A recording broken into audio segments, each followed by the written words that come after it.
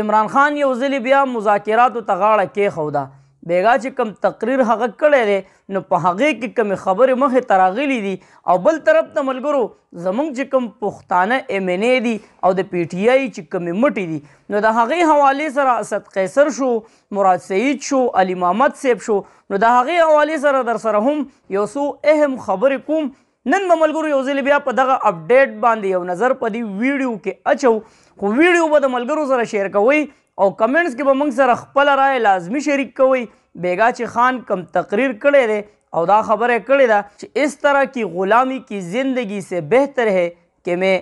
مر جاؤں. راځو ملګرو خپل ټاپک طرف ته ستاسو سره دغه اپډیټ شریک کوم. نن ملګرو په ټول پاکستان کې یوم تکریم چې کومه ورځ ده زموږ د شهیدانو کوم چې د دې قوم دپاره شهیدان شوي دي نو د هغوی دپاره نننۍ ورځ مانځلی کیږي. دغه شهیدان څوک دي ملګرو؟ دا شهیدان هغه خلک دی چې موږ د شپې بېغمه خوبونه کوو او دوی په بارډر باندې زموږ دپاره ډیوټي کوي. دا هغه خلک دی ملګرو چې خپل بچي یتیمانان پرېښودل، خپلې ښځې کونډې پرېښودې او زموږ او ستاسو دپاره یې قرباني ورکړه او په دې خاوره باندې خپله وینه توی کړه. نو هغه شهیدانو ته موږ سلام کوو کومو چې د دې ملک دپاره قرباني ورکړې ده. نو الله جل شانه دې د هغې چې د کور کم خلک دي نو الله جل شانه دې هغوی ته د زړه صبر ورکړي او الله جل شانه دې هغوی هغه جهان ښایسته کړي. نو الله دې دغه بچو مستقبل روښانه کړي. ټول دغه شهیدانو ته د زړه نه دعا وکړئ. ډېر ملګري به په دې انتظار وي چې پرون کومه فیصله وه د څه شي ملګرو چې یاره د کوم 90 دن کې الیکشن کولو هغه ونه شو نو پرون یو ځلې بیا د دغې تاریخ و چې نن به فیصله کیږي، خو پرون هم فیصله ونه شوه. څنګه چې تاسو ته ما په تېره ویډیو کې ویلو چې د فیصلې هېڅ پته نه لګي، خو بیا هم ملګرو چیف جسټس عطا بندیال صاحب چې کومې خبرې مخې ته راوړې نو به طور ګیله پرون هغه په عدالت کې یو څو خبرې مخې ته راوړې. اول خو دا چې یاره ما باندې دا الزام دی چې عمران خان ته مرسډیز چې کوم دی نو هغه ما حواله کړی دی. نو هغه دا خبره راوړه مخې ته چې یاره زه خو په خپله باندې تر اوسه پورې په مرسډیز کې ګرځېدلی نه یم نو زه به عمران خان ته څنګه مرسډیز مخې ته ودروم یا به هغه له مرسډیز ورکوم چې ته په دې کې لاړ شه. مرسډیز چې کوم دی د پولیسو له طرفه هغه ته میلاو شوی و. بله دا خبره راوړه چې موږ په دې عدالت کې ناست یو نو موږ د حق فیصلې ته ناست یو. د الله جل شانه چې په موږ کومه مهرباني ده موږ له یو طاقت راکړی دی نو موږ د دغه وجې ناست یو نو موږ به حقه فیصله مخې ته راوړو. نو یو څو خبرې د ګیلې په طور باندې مخې ته راوړې وي او حکومت ته هم دا ویلي چې ته په دې باندې ناامیده کېږه مو چې یاره زموږ په حق کې به فیصله نه کیږي. که چېرې ته په حق یې نو هم ستا دپاره به فیصله کیږي. تاریخونه دې اوس به ورکړی کیږي او پته نشته ملګرو چې فیصله به په کم تاریخ باندې راځي. اوس راځو ملګرو د عمران خان چې بیګا کم بیان و نو یو ډېر زیات افسوسناک بیان و. اول خو هغه دا خبره وکړه چې یاره زه اوس هم تیار یم مذاکراتو ته، یو کمیټي دې تیاره کړی شي ما ته دې کمپلیټلی په دستخط سره دا خبره وکړي چې یاره ستا د ختمېدو سره او ستا د پارټۍ د ختمېدو سره ملک ټیک کیږي نو وایي زه تیار یم. خو ما ته به کنفرم دا خبره کوي چې آو ټیک کیږي به که چېرې زه یو سیټ ته هم شم او د هغې باوجود هم د ملک حالات خراب وي نو دا به ډېر زیات بیا مایوس کون وي چې زما سره آخر څه دشمني ده ستاسو. د القادر ټرسټ چې کوم کیس دی د نیب ملګرو نو د هغې حوالې سره هغه څه وویله چې په نیب کې کله زما پیشي وه نو نیب والا ته ما دا وویله چېرې تاسو ما ته ووایه القادر چې کومه یونیورسټي ما جوړه کړې ده نو د دې نه ما ته څه پیدا راغلی ده چې که د پیسو خبره راشي نو هغه ما ملک دپاره دغه پیسې راوړي دي او په خزانه کې مې جمع کړي دي او که بل طرف ته د یونیورسټۍ خبره وشي نو هغه په څه باندې جوړه شوې ده ملګرو رحمت للعالمین د حضور مبارک صلی الله علیه و آله وسلم په ژوند باندې هلته مفت تعلیم ورکړی کیږي. عمران خان وایي چې زموږ اخلاقیات چې کوم دي نو هغه ډېر رالوېدلي دي. نو د دغه یونیورسټۍ د جوړولو مقصد زما دا و چې یاره د حضور مبارک صلی الله علیه و آله وسلم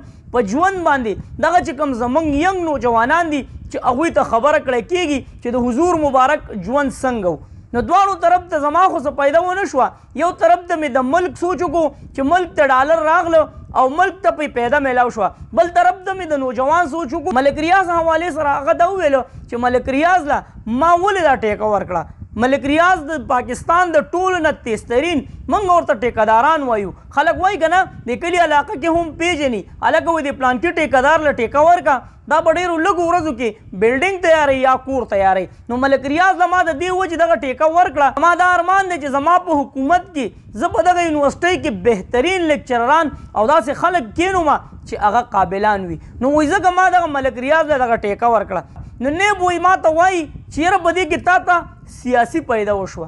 نو سیاسي پیدا کومه ده ملګرو؟ نن چې عوام عمران خان سره ورسره دي او عوام دا خبره کوي چې یاره عمران خان صاحب که ته دیوال هم ودرې که ته یو ونه هم ودرې او ووایې چې دله اوټ ورکوي نو موږ به هم هغه له اوټ ورکو. نو دغه سیاسي پیدا وایي ستا وشوه چې یاره تا خپل نوم په ټوله دنیا کې کوم ځای ته ورسو. اوس راځو ملګرو دغه چې کوم اخري الفاظ دي نو هغه د اورېدو دي دا را سره واورئ او مخکې لازمي شعر کوي چې عمران خان کوم اخري الفاظ دي هغه څه ویلي دي. मैं अपनी सारी कौम को कहना चाहता हूँ कि देखिए ये जो बुरा वक्त है इस पर हमें सब्र करना चाहिए. وایي زه خپل ټول قوم ته دا خبره کوم چې کوم سخت وخت په موږ باندې راغلی دی نو په دې کې موږ له صبر کول پکار دي. बुरा वक्त है इस पर हमें सब्र करना चाहिए. इसमें दिल बर्दाश्त नहीं होना चाहिए. कौमों की जिंदगियों में ये मुश्किल वक्त आते हैं और बाकी सारी कौम को मैं एक चीज़ कहना चाहता हूँ इस तरह की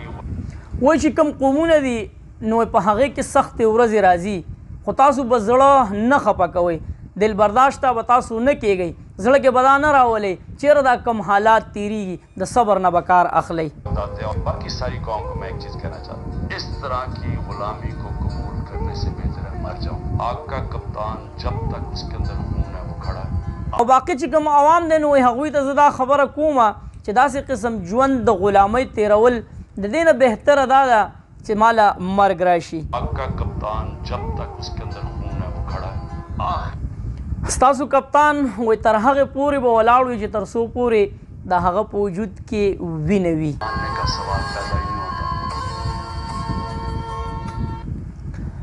ښه ملګرو دلته ملګرو جهانګیر ترین تاسو به ډېر زیات ښه پېژنئ کوم چې د عمران خان سره ډېر زیات کلک ولاړو هغه هم د پرون نه دا فیصله وکړه چې زه یو پارټي جوړوم. د هغه چې په لاهور کې کم کور دی نو هغه کور له د دفتر شکل ورکو او دا دعوه کیږي ملګرو چې 20 کم د عمران خان سره مضبوط کسان دي نو هغه به د جهانګیر ترین چې کومه نوې پارټي جوړیږي نو په هغې کې به اعلان کوي. کم کسان چې لاړل د عمران خان نه نو په دې کې خو داسې ډېر کسان وو چې هغوی سیاست ته خیرآباد وي او ډېر داسې دي ملګرو چې هغه د خپلې غدارۍ ثبوت یې د تلو سره ورکو. نو هغه یو شعر دی که نه وایي خپل پردي پکې معلوم شي رحمانه کله کله د غمونو باران ښه دی. دغه کم غدار دی او په دې سخت وخت کې پارټي پرېښوده نو ښه دی چې دا کسان مخې ته راغله. فیصل واپډا دی ملګرو که څه دی هغه هم پرون څه ډېر عجیبه انکشافات کړي دي هغه هم دا ویلي دي چې ما عمران خان ته په هغه ټایم هم ویلي چې دا کم کسان دي نو ګورې دا د نستوڼي ماران دي په دې خلکو به اعتبار نه کوي. خو فیصل واپډا هم تاسو پیژنئ ملګرو هغه باره کې به نور څه نه وایو خو ویلی کېږي دا ملګرو چې کم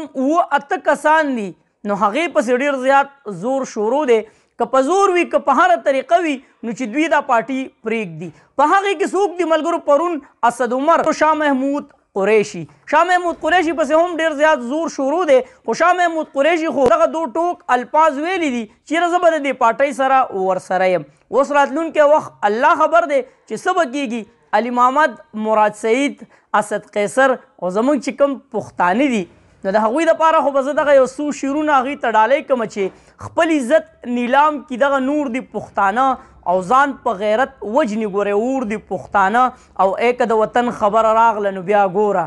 ایک د وطن خبره راغله نو بیا ګوره زار تور په لاس او په اس سور دي پښتانه او راشه د پښتون تاریخ لږ وګوره کتاب کې دا درته چا ویلي چې سرتور دي پښتانه. نو دغه زموږ چې کوم پښتانه دي کوم چې د پی ټي آی سره ولاړ دي نو هغوی تر اوسه پورې په خپله خبره باندې قایم دي. مراد سعید گرفتاری خو لا غالبا چې اوسه پورې نه ده شوي خو د علي محمد صاحب گرفتاری تاسو وکته چې د یو ویډیو مخې ته راغله چې کله د جیل نه راوځي نو په یو 20-25 قدم کې ته واپس د پولیسو ګاډی ولاړ وي او واپس یې ملګرو ګاډي ته وخیږي. نو چې کوم زموږ پښتانه MNA دي یا د پی ټي آی مټې دي نو هغوی لا تر اوسه پورې داسې څه الفاظ مخې ته نه دي راوړي چې یاره مونږ پی ټي آی چې کومه پارټي ده یا هغه پرېږدو یا چې د نورو کوم کار وکړو هغې کې فیاض حسن چوهان دی هغه چې کوم الفاظ مخې ته راوړو نو په هغې باندې ټول د پی ټي آی چې کوم ورکران دي نو د هغوی زړونو ته ډېر زیات تکلیف ورسو. عمران خان چې کوم ورکران دي نو د هغوی حوالې سره بېګا چې کوم تقریر شوی دی نو هغه دا خبره کړې ده چې یاره کوم زما ورکران دي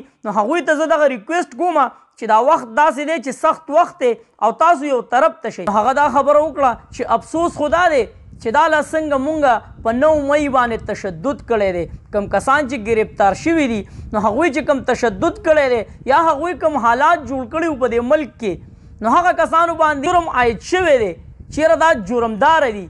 نو آیا دغه جرمونه صرف د دې سره ختمیږي چې کله یو کس راوځي د جیل نه نو هغه به صرف دا لفظ وایي چې ما د پی ټي آی چې کومه پارټي ده نو هغه مې پرېښوده دغه جرم د دغه یو لفظ سره ختمیږي نو دا بیا جرم نه دی دا بیا د دې پی ټي آی د پارټۍ سره هغه خپل چې کوم اختلافات دي نو هغه مخې ته راځي ځکه جرم د دې سره نه ختمیږي چېرې ته دې کله ووایې چې ما پی ټي آی پارټي پرېښوده نو تا چې کوم حالات په 9 مئی باندې کړي نو هغه هر څه تا ته معاف او که نه چېرې ته د پی ټي آی پارټي نه پرېږدې نو ته بیا جرمدار او ته به واپس جیل ته ځې نو تاسو د عمران خان سره ولاړې او که نه ځکه د هغه امید پاکستانی عوام دي کوم چې د ده نه شاته ولاړ دي او عمران خان ته هم دقه خبره کوي که ته هر څوک ودرې نو موږ به هم هغه له ووټ ورکوو نو نن به د کمنټس نه پته لګي چې آیا د عمران خان سره تاسو ولاړې او که نه ویډیو شیر کړئ چې پته ولګي چېرې د عمران خان سره څومره عوام ولاړ دي آیا چې کم ایم این اے یا چې کم کسان د عمران خان نه لاړل نو که نن عمران خان پر امید دی نو په دغه یو ټکي پر امید دی چې عوام د هغه سره دي اخره کې د زړه نه بیا دغه یو دعا چې یا پروردګاره په دې اسلامي خوره پاکستان باندې خصوصي رحم وکړي تاسو ټول وایئ امین چېرته مې الله مخاد آباد او خوشحاله سات اخره کې وواز پاکستان زنده آباد مسلمان زنده آباد تل دي وي آباد دي وي زموږ وطن پاکستان دی او مسلمان دی وي الله پامان